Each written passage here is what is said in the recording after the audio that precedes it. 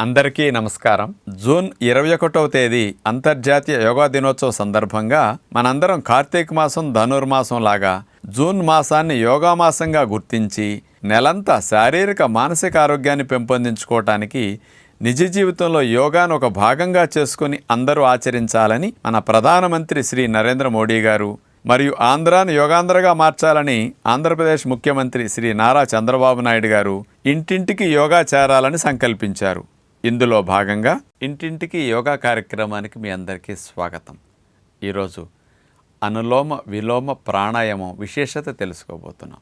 కుడిముక్క ద్వారా గాలిని పీల్చి ఎడమ ద్వారా వదలటం, ఎడమ ద్వారా పీల్చి మళ్ళీ కుడి ద్వారా వదిలే ప్రాణాయామే ఈ టెక్నిక్. దీని ద్వారా మనసుకి రకరకాల ఆలోచనలు వచ్చి మనకి నిలకడ లేకుండా ఒత్తిడిగా అనిపించినప్పుడు ఇట్లాంటివి చేస్తే ఆలోచన లేని మనసు అలలు లేని నది వలె నిశ్చలంగా మీకై ఫ్రెష్గా మనసుకి కాస్త ధ్యానం కుదరటానికి కూడా చాలా బాగుంటుందన్నమాట.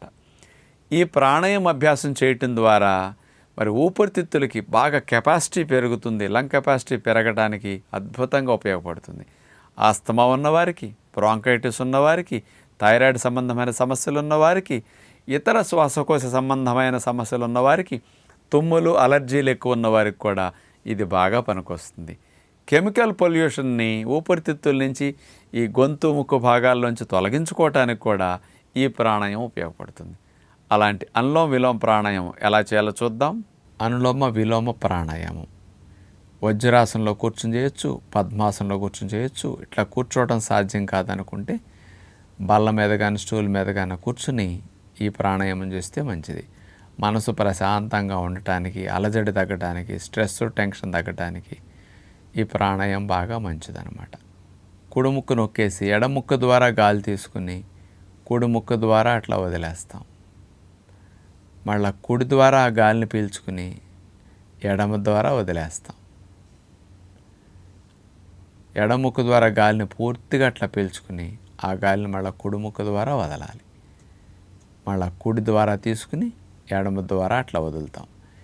ఇట్లా ఆల్టర్నేటివ్ ముక్కు రంధ్రాల ద్వారా ఇటు పీల్చి అటు వదలటం, అటు పీల్చి ఇటు వదలటం ఇట్లా చేయగలిగితే అనులోమ విలోమ ప్రాణాయామం ద్వారా మంచి ఫలితాలు మానసికంగా ప్రశాంతంగా ఉండటానికి ఉపయోగపడతాయి. మంచి ఫలితాలతో పాటు మానసిక ప్రశాంతతను అందించడానికి, కాన్సన్ట్రేషన్ పెరగటానికి ఈ ప్రాణాయామం బాగా ఉపయోగపడుతుంది.